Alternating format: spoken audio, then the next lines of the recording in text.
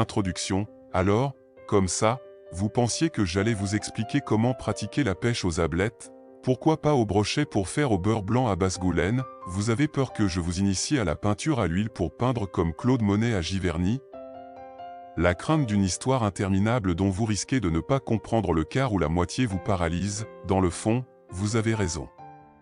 L'histoire qui suit est une véritable bouillie pour les chats, j'adore ça.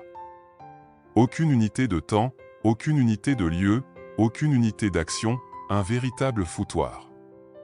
En moins de 30 secondes, vous allez refermer le bouquin, c'est une image. La sensation de lire un brouillon d'incohérence est une illusion, car en fait, c'est une forme de puzzle, une construction de l'esprit vagabond. Et vous verrez que, avec de simples bornes de la vie, un jour la boucle est bouclée.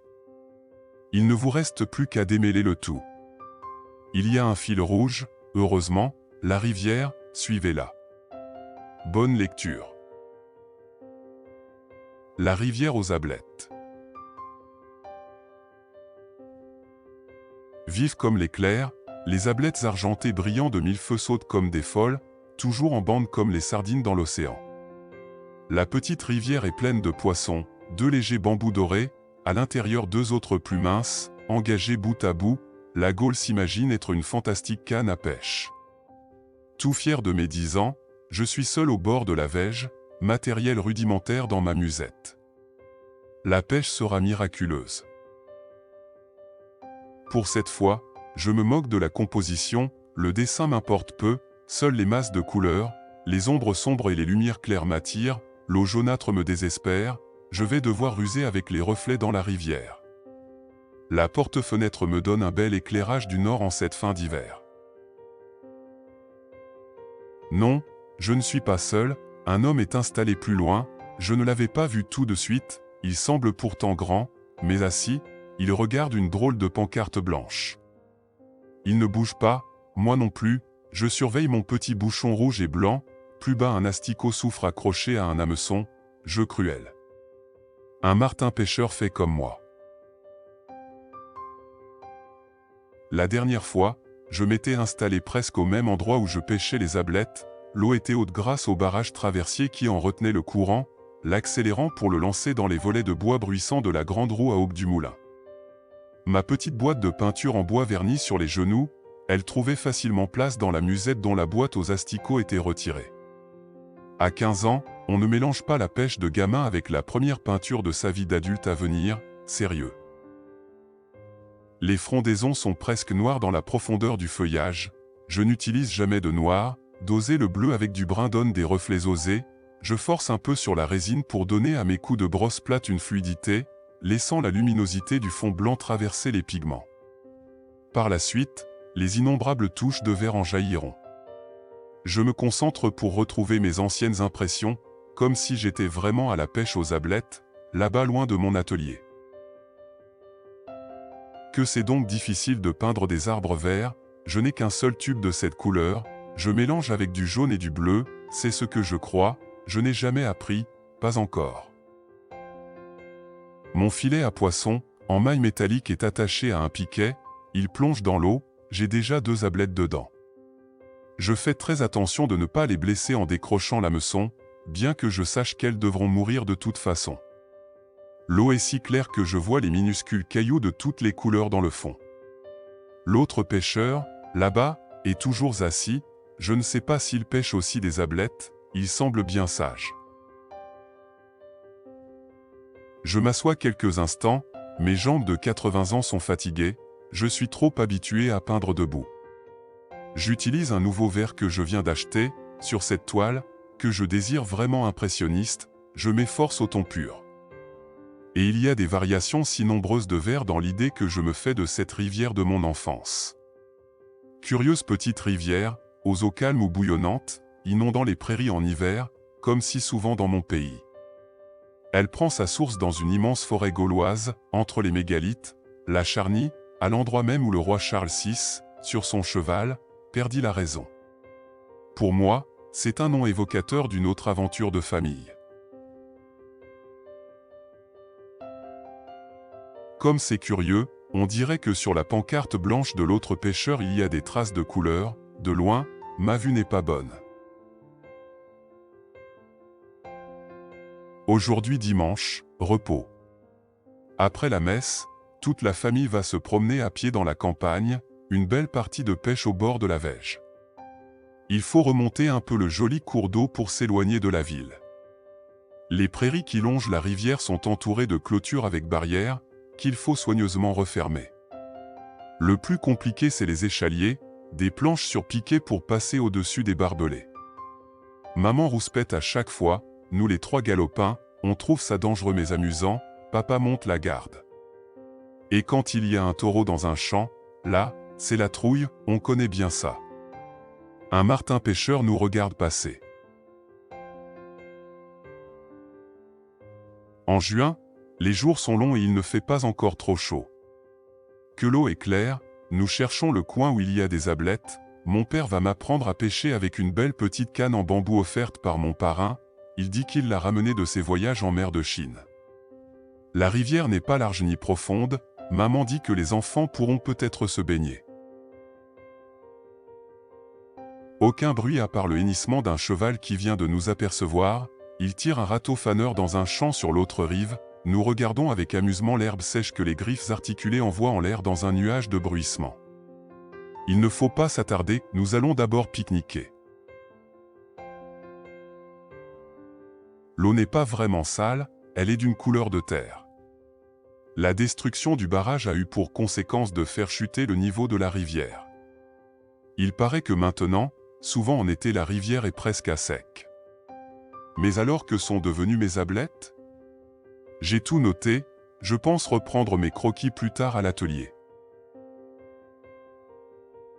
L'air des vacances est d'une grande douceur, ciel limpide, aucun bruit à part le pépiment des bouvreuils et des mésanges. Un martin pêcheur me surveille sur l'autre rive, moi, je surveille mon petit bouchon qui se faufile au milieu des nénuphars, je retire vite ma ligne avant que l'hameçon ne s'y accroche. Ce sont des drôles de nénuphars jaunes comme des boutons d'or, les fleurs ressemblent à des tulipes, il y en a partout dans toutes les rivières de mon pays.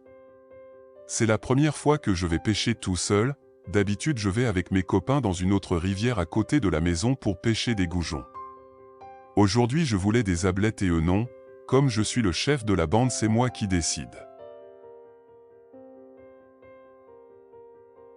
Ma toile est assez grande, 60 sur 81 cm, un format que j'aime pour travailler à l'atelier. Je peux prendre tout mon temps et revenir quand je le veux, sans être pressé de terminer, comme lorsque je vais peindre dehors avec mon chevalet de campagne. J'ai fermé la fenêtre, le vacarme de la ville est assourdissant et il fait froid. L'hiver je ne sors jamais pour peindre. D'ailleurs ici il pleut tout le temps, et je suis trop vieux pour aller traîner tout mon matériel. Mon chevalet d'atelier est un compagnon. En ce milieu du mois d'août, l'herbe est sèche. Je me suis assis sur une butte près de la berge afin de poser au mieux mon cadeau sur mes genoux. Mon père m'a offert cette boîte de couleurs à peindre pour mon anniversaire, et c'est la première fois que je m'en sers. Je sais très bien faire de l'aquarelle, mais ça, l'huile, c'est autre chose. Dans le magasin qui a vendu cette boîte, je me suis fait expliquer un peu comment utiliser ce matériel. Il n'y a pas grand-chose, 6 tubes de couleurs, un petit pinceau, une brosse plate en soie de porc, un petit couteau à peindre, un grand couteau plat, un godet et une petite bouteille d'essence. J'allais oublier le plus important, la palette en bois. L'artiste peintre, un vieux monsieur, dont l'atelier est juste au-dessus de sa boutique, est un ami pour moi, je vais très souvent le voir. Il peint des figures de belles dames. Pour un peintre paysagiste, il n'y a qu'une seule chose qui ne changera jamais au fil du temps, au cours des siècles, c'est le ciel uniformément bleu. Il est impossible 65 ans plus tard, de peindre un même paysage à l'identique, ce qui d'ailleurs serait peu intéressant sauf à démontrer son évolution de style, démonstration stupide. Peindre un ciel est une grande aventure dont il faut se méfier. Il convient en effet de ne pas se prendre pour un photographe genre touriste, un ciel peut même être inventé pour situer un paysage dans l'espace. L'important est qu'il ne soit pas une sorte de trou béant, un vrai ciel a une âme. Et un vrai peintre ne peint pas un ciel qu'il voit, mais plutôt un ciel qu'il a vu, ou plus exactement un ciel qu'il a cru voir, et vraisemblablement aussi un ciel qu'il voudrait que les autres voient. En août, dans mon pays, il fait beau, le ciel est lumineux, je viens de prendre un énorme plaisir à peindre rapidement ce ciel tout simple, j'aimerais maintenant en peindre de plus grand. Peindre l'eau est un piège encore plus grand que le ciel, car si le ciel est l'infini, l'eau est l'impalpable, l'insondable, un gouffre visuel qui en plus contient également le ciel. Voici la raison pour laquelle en ce moment, je peins sur cette grande toile presque tout en même temps, je veux dire partout à la fois, sans jamais qu'une seule touche soit définitive puisque chacune est tributaire des autres, qui toutes se répondent. Ce n'est que peu à peu, laborieusement, que les harmonies se fondent, se superposent, s'exaltent pour créer, enfin, un tout. C'est la première rivière que je peins, et vraiment c'est difficile, je n'ai pas bien réussi les reflets, pas comme je l'aurais voulu. Mon vieil ami peintre, avant de partir tout fier dans la campagne avec ma boîte neuve, m'avait montré une petite toile qu'il avait chez lui, tu vois, m'avait-il dit, si tu peins des arbres tout verts, ce qui demande de l'imagination, fais un peu comme ça. Il possédait une œuvre d'un ami, Albert Marquet. Je n'ai pas oublié la leçon, en rentrant à la maison, j'irai lui montrer ma petite peinture. Je viens brusquement de comprendre l'insurmontable, comment sur mon si petit carton à peindre, je vais pouvoir représenter ce que j'ai sous les yeux, comment faire entrer le principal sans s'égarer dans le détail. La grosseur de ma brosse me donne le vertige, donc peindre n'a rien à voir avec le dessin, il s'agirait de ne poser alors que des taches. Je dessine beaucoup, mais pas de paysage jusqu'à présent. Dans les cours de dessin que je suis chez Monsieur Dubois, un sculpteur, nous avons des modèles d'objets de toutes sortes, là, c'est facile, et puis ce n'est que des traits de crayon noir. Maman a étalé une nappe au bord de l'eau, à l'ombre d'un arbre léger, et elle dispose des assiettes en aluminium creuses qui ne servent que pour ça. Pendant qu'elle sort les couverts et les serviettes de son panier d'osier, papa est parti à travers champs, notre laitière, aussi en aluminium, à la main, mais elle est vide, il va dans une ferme toute proche. Avant de s'en aller, il a attaché une bouteille de muscadet avec une ficelle autour du goulot, il a toujours des bouts de ficelle, même à la maison, il y a une boîte en carton marquée dessus, bout de ficelle ne servant à rien, et il a mis la bouteille dans l'eau à rafraîchir. Le martin pêcheur est très intrigué. Est-ce si important de vouloir représenter ce paysage, cette petite rivière, ces arbres de chaque côté, ce morceau de ciel? Non, ce n'est pas nécessaire de copier la nature servilement, un tableau n'est qu'une sorte d'illusion, je dirais avec certitude, une tromperie. Je m'amuse toujours, lorsque je peins en extérieur, à voir la tête des curieux qui ne comprennent jamais ce que je veux faire avec toutes mes tâches que j'éparpille n'importe comment, enfin en apparence, et ce n'est que vers la fin de mon travail que le paysage surgit comme par enchantement. Finalement, le motif n'est qu'un prétexte, car si je ne poursuis pas mon exécution jusque dans sa finalité, c'est-à-dire quand même la représentation de ce que je crois voir et de ce que je voudrais montrer, je resterai dans l'abstrait, l'inachevé, l'incompréhensible. Et paradoxalement, si je pousse mon exécution au-delà de la perception de la vision créatrice, je tombe dans l'abstraction, donc l'impressionnisme serait la forme aboutie de l'art abstrait. La perfection à fleur de peau. Dans mon pays, il y a tant de jolies rivières. Nous aimons les baignades, l'eau est claire et propre. Le dimanche, les pêcheurs sont si nombreux que beaucoup ont des barques plates, pour aller s'installer au milieu de la grande rivière, quand les péniches restent à quai. Je vais pêcher encore quelques ablettes, j'ai aussi attrapé 2 gardons qui s'étaient aventurés là par mégarde, ils sont drôles avec leurs petits drapeaux rouges au bout des nageoires, mais ils sont pleins d'arêtes, je les laisse au martin pêcheur qui n'en veut pas. Dans le silence, j'entends sonner l'heure au clocher de l'église pas très loin, 4 heures, j'ai faim. Papa est revenu de la ferme, il connaît bien les fermiers, il nous apporte son pot plein de lait frais. Dans les assiettes, il découpe des tout petits morceaux de pain, la moitié d'un pain de 2 livres était posée sur la nappe, maman verse un peu de sucre qu'elle avait dans son panier et verse le lait odorant au milieu, cette soupe au lait est merveilleuse, assis au milieu de la nature, perdue en terre inconnue. En réalité, la ville est là, toute proche. La suite sera un rituel, œuf dur, et le pot de rillettes, un pot brun en terre vernissée, avec un simple couvercle en papier serré par de la ficelle à rôti. Chez nous tout le monde mange des rillettes, on ne peut pas s'en passer. Les mésanges sont curieuses et s'approchent dans les iris d'eau, les rouges-gorges sont encore plus effrontés. Le silence, le cri des oiseaux, les cris des enfants, le silence. La grandeur de ma toile va nécessiter beaucoup d'heures de travail, et c'est ça la seule différence qui existe avec un travail en pleine nature. Dans mon atelier, j'ai tout mon temps. Je m'aperçois cependant d'une chose étonnante, la rapidité d'exécution réelle des moments où je caresse ma toile avec ma brosse ou mon couteau, est identique à ce que je ferais si je peignais en extérieur, au bord de ma rivière. La spontanéité de l'émotion serait sauvée, je perds sans doute du temps à ranger tous mes tubes de couleurs, j'en ai beaucoup. Mais pour chaque nouvelle toile je n'en sélectionne que très peu. Et puis je perds du temps à choisir un nouveau CD, tiens. Ce matin ce sera de la viole de gambe, apaisant. Même si je dois monter le son assez fort pour couvrir le bruit infernal des camions, ma rue est l'enfer. Cette ville n'est que bruit en permanence, plus il y a de bruit plus la ville est heureuse, il semble que ce soit sa raison de vivre à défaut d'en avoir une autre plus culturelle. Tout à ma concentration et à mon indicible bonheur de peindre mon premier paysage, ma première toile si minuscule soit-elle, je me rends compte que plus rien d'autre n'existe dans ce moment-là. Comme l'eau est calme, le débit se voit si peu, je peux faire le reflet des troncs des arbres, qui ont été ébranchés, un vrai effet miroir. J'apprends le nom de mes tubes de couleurs, mes arbres sont avec du vert oxyde de chrome et mes troncs d'arbres en ocre de rue, j'ai du bleu de cobalt, du jaune de cadmium et du rouge de cadmium, de la terre de sienne brûlée et un blanc d'argent. C'est tout. C'est le vieux peintre de ma rue qui les a choisis.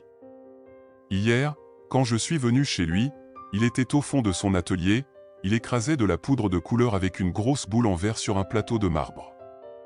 C'était très curieux, ensuite, il ajoutait de l'huile et tout changeait de couleur, il m'a longuement expliqué pourquoi, cela me semblait magique. Nous attendons avec impatience le dessert. On sait ce que c'est, maman a posé des cerises doubles sur l'oreille des filles, elle aussi, de jolies boucles d'oreilles. D'une boîte en fer bien propre, marquée Banania, elle retire les bouquets de cerises, tous pareils, le grand souci chez nous de l'égalité, de jolis bouquets dont les queues sont attachées avec la même ficelle que le pot de rillettes. Avec papa, je joue à souffler mes noyaux aussi loin que possible dans la rivière, je croyais que les noyaux de cerises allaient flotter, mais non. Faut arrêter, ça va faire peur aux poissons et il est l'heure de se mettre à pêcher. Le soleil est haut et les petites ablettes remontent en surface, j'écoute, papa c'est ça. J'apprends à monter ma canne à pêche qui vient de Chine et comment s'en servir, un petit gamin apprend très vite.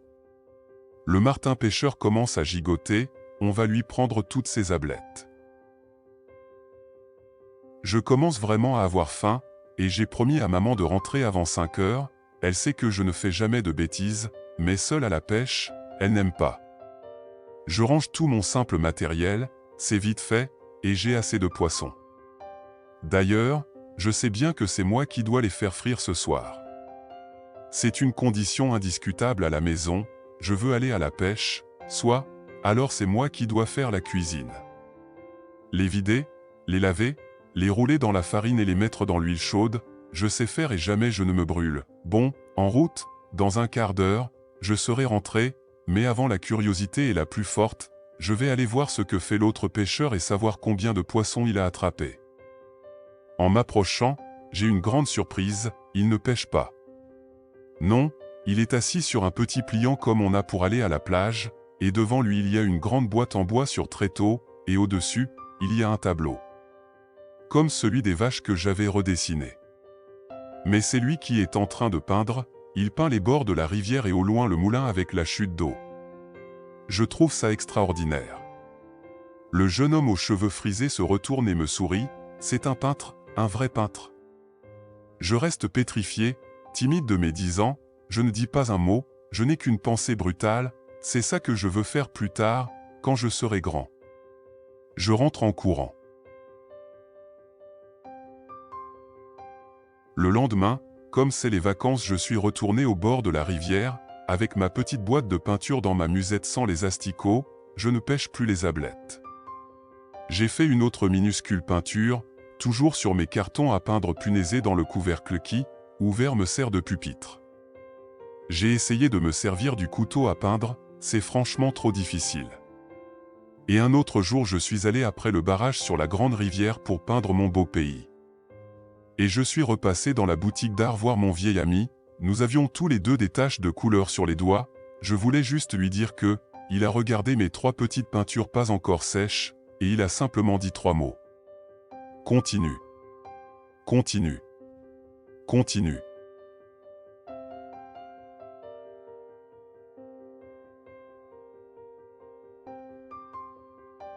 Je suis très heureux d'avoir peint ce joli coin, c'est la Sarthe, à Sablé, mon pays. Cette petite toile est la dernière que j'ai peinte dans mon adolescence volée, je ne savais pas encore qu'ensuite, pendant des années, je ne serais plus qu'un chien.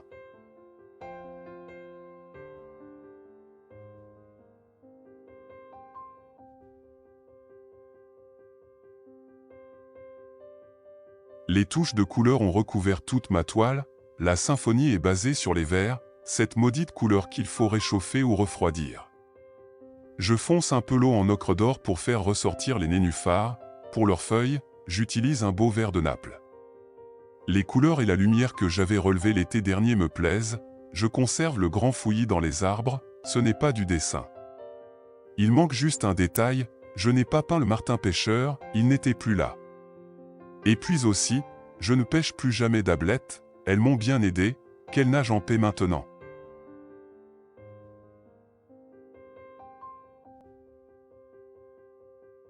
Eh bien, voilà, nous y sommes, je vous l'avais bien dit au début, suivre la rivière. Pas d'unité de temps, pas d'unité d'action, mais à votre insu il y avait une unité de lieu, démêler le cheminement des bornes de la vie d'un jeune peintre de 15 ans, et 65 ans après, la boucle est bouclée, j'ai retrouvé, pour la peindre de nouveau, ma rivière aux ablettes, et les chats se sont bien régalés avec ma bouillie. Ma chère petite rivière aux ablettes. J'ai peint cette toile dans mon atelier à Lisieux, mais dans le même état de réceptivité et de sincérité de l'émotion que si j'avais été là-bas, au bord de l'eau. Le paysage, certes, a changé, les arbres ne sont plus tout à fait les mêmes, l'eau non plus, elle n'a plus sa clarté d'avant, plus de moulins, ni de roues, ni de barrages. Mais peu importe, je suis ici chez moi. Un détail étonnant à vous dire, je n'ai plus ma petite boîte en bois verni que m'avait offert mon père pour mes 15 ans, mais voyez les nénuphars, aujourd'hui je les ai peints avec le même couteau à peindre qui m'avait donné tant de mal il y a 65 ans, celui-là, je l'ai conservé, il est toujours dans ma grande boîte de peinture qui me sert de chevalet de campagne, serait-ce mon porte-bonheur ?